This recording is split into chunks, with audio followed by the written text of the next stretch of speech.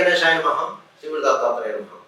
ఈ వీడియోలో మనం ఈ రోజున నవంబర్ మాసంలో కన్యారాశి వారికి ఎలా ఉందో తెలుసుకుందాం. కన్యారాశి ఉత్తర 2, 3, 4 పాదాలు, అలాగే హస్త 1, 2, 3, 4 పాదాలు, చిత్త 1, 2 పాదాలు కన్యారాశిలోకి వస్తాయండి. కన్యారాశి వారికి ఈ యొక్క నవంబర్ మాసం బాగుందండి, అద్భుతంగా ఉంది. మరి గత 2-3 నెలలుగా బాధలు పడ్డారు పాపం, కానీ ఆ బాధలు, ఈది బాధలు, కష్టాలు, కన్నీళ్ళు అన్నీ పోయాయి. మీకు యోగదాయకం ఉంది. ఒక రకంగా చెప్పాలంటే మబ్బు వినేడు విడిపోయి చెప్పుకోవచ్చు. ఇక దంపతుల మధ్య ప్రేమానురాగాలు ఉంటాయి, కుటుంబ సఖ్యత బాగుంటుంది. అలాగే గతంలో చిన్న చిన్న మనస్పర్ధలు వచ్చి విడిపోయిన భార్య భర్తలు కలుసుకుంటారు. మీ సంతానం బాగుంటుంది, ఆర్థికంగా బాగుంటుంది. మీకు ఈ మాసం ఆ సమయానికి ఏదో విధంగా ధనం చేరుకుంటుంది, అందులో ఏ సందేహం లేదు. కాకపోతే అంటే శుభములకు ధనమే అవుతుంది, అధిక ఖర్చులు, అనవసర ఖర్చులు ఎక్కువ ఉంటాయి. కొంతమందికి అయితే మీ గృహంలోనే శుభకార్యాలు జరగడానికి అవకాశం కనిపిస్తున్నాయి. ఇక సంఘంలో పరపతి పెరుగుతుంది. అలాగే మీకు బాధ్యతలు చేపడతారు. ఈ మాసం మీరు కొన్ని పదవులు స్వీకరిస్తారు, బాధ్యతలు చేపడతారు. అలాగే నూతన వ్యవహారాలు శ్రీకారం చుడతారు. అలాగే గృహ నిర్మాణం చేపడతారు. వాహన యోగం కనిపిస్తుంది. ఈ మాసం మీకు శత్రు జయం, వ్యవహార జయం, మనోనిబ్బరంగా ఉంటారు, మనోధైర్యంగా ఉంటారు మీరు. అయితే ఉన్నతమైన ఆశయాలతో పనిచేయండి. మీ లక్ష్య సాధన ఏదైతే ఉందో అది మీరు సక్సెస్ అవుతారు. మంచి భవిష్యత్తు కనిపిస్తుంది. మీ వల్ల ఇతరులు సాయం పొందుతారు. అలాగే మీరు ఇతరులకు ఇచ్చే సందేశాలు కానీ, సలహాలు కానీ అవతల వాళ్ళకి పనిచేస్తుంది, వాళ్ళ సక్సెస్ అవుతారు. ఇక తీర్థయాత్రలు చేస్తారు, దూర ప్రయాణాలు చేస్తారు. అలాగే జీవన విధానం బాగుంది. ఎవరు ఏ వృత్తిలో ఉన్నా సరే వృత్తిలో రాణింపు ఉంటుంది. ఇక విదేశాలకు వెళ్ళేవారు అంటే చదువు రీత్యా కానీ, ఉద్యోగ రీత్యా కానీ విదేశాలకు వెళ్ళే వారికి కూడా బాగుందని, మీకు బాగుంది.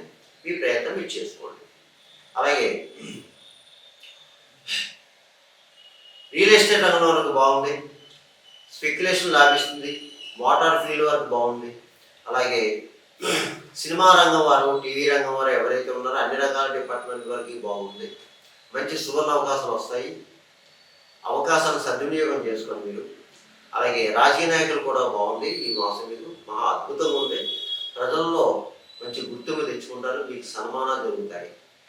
ఇక అన్ని రకాల వ్యాపారస్తులకు బాగుంది, కొత్తగా వ్యాపారం పెట్టుకోవచ్చు. అలాగే జాయింట్ వ్యాపారస్తులకు కూడా బాగుంది, మంచి లాభాలు వస్తాయి. ఈ మాసం మీకు మంచి లాభాలు వస్తాయి. ఇక ప్రభుత్వ పరంగా, ప్రైవేట్ పరంగా ఉన్న ఉద్యోగస్తులు కూడా బాగుందని మీకు ప్రమోషన్స్తో ఉన్న బదిలీలు రావచ్చు, శాలరీస్ పెరుగుతాయి, ఇంక్రిమెంట్లు వస్తాయి.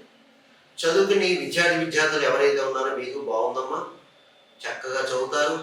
కానీ దృష్టి చదువు మీదే పెట్టండి, ఇతర వ్యాపకాల మీద పెట్టవద్దు. ఇక వివాహం కానీ అమ్మాయిలు అబ్బాయిలు కూడా వివాహ ప్రయత్నం చేసుకోండి, ప్రయత్నం ఫలిస్తాయి. మీకు ఈ కన్యారాశి వారికి ఈ యొక్క నవంబర్ మాసంలో అన్ని విధాల, అన్ని రకాలుగా, అన్ని రంగాల వరకు బాగుంది. సందేహం లేదు, సందేహం ఏమి పెట్టుకోవద్దు. అయితే ఇందులో కాస్త కొంతమంది బద్ధకస్తులు ఉన్నారండి. ఆ బద్ధకాన్ని వెన్నాడే ప్రయత్నం చేస్తే మీ ప్రయత్నాలు సఫలీకృతం అవుతాయి. ఈ కన్యారాశి వారికి నేను చెప్పిన ఫలితాలు కొంతమందికి జరగచ్చు, లేదా కొంతమందికి జరగకపోవచ్చు. జరగాలని రూల్ లేదు, జరగకూడదని రూల్ లేదు. ఎందుకంటే అది మీ జాతకాన్ని బట్టి ఉంటుంది. మీ జాతకాన్ని బట్టి ఆ జాతక పరిస్థితి ఎలా ఉందో దాన్ని బట్టి జరుగుతుంది.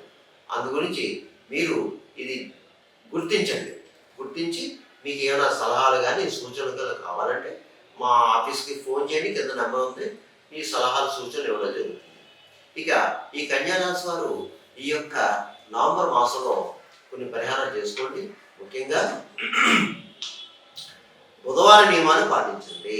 అనగా బుధవారం గణపతికి అర్చన, గరికతో పూజ, అలాగే ప్రతిరోజు సంకటహర స్తోత్రం ఉంటుంది, సంకటహర గణపతి స్తోత్రం ఉంటుంది, అది ప్రతిరోజు చదువుకోండి. అలాగే ఒక బుధవారం రోజున 1 కిలో పావు పెసలు ఒక ఆకుపచ్చ వస్త్రంలో మూట కట్టి అయ్యగారికి దానం చేయండి. ఇక స్పెషల్గా ఈ మాసం మీకు ఈ పౌర్ణమి వచ్చింది, కార్తీక పౌర్ణమి. అందరూ కూడా కేదార్నాథ స్వామి పూజలు చేసుకుంటారు, అంటే నోవులు ఉంటాయి. లేనివారు సత్యనారాయణ స్వామి వ్రతం చేయించుకోండి, ఇంట్లో కానీ దేవాలయంలో కానీ. ఆ స్వామి దయ వల్ల మీకు అన్ని శుభాలు జరుగుతాయి. ఇక రెండో విషయం, ఈ మాసంలో మీకు సుబ్రహ్మణ్య స్వామి షష్ఠి వచ్చిందమ్మా. దయచేసి అందరూ కూడా శ్రీవల్లి దేవసేన శ్రీ సుబ్రహ్మణ్య స్వామి వారికి అభిషేకం చేయించుకోండి షష్ఠి రోజున చక్కగా. అలాగే జంట సర్పాలకి పాలు పోయండి.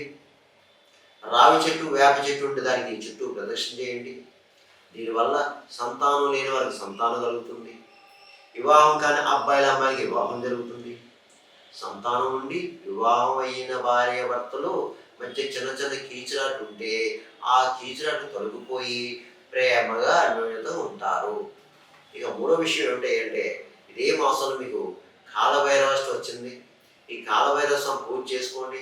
కాలభైరవ అష్టమి 8 సార్లు చదువుకోండి. వీలైతే దగ్గర కాలభైరవ స్వామి ఆలయం ఉంటే అభిషేకం చేయించుకోండి. అయ్యా కాలభైరవ స్వామి దేవాలయం మాకు లేదు అంటే శివాలయం వెళ్ళండి. అదే రోజు శివాలయం వెళ్ళి శివుడికి అభిషేకం చేయించుకొని పంచామృత స్నానం అభిషేకం చేయించుకొని చక్కగాని.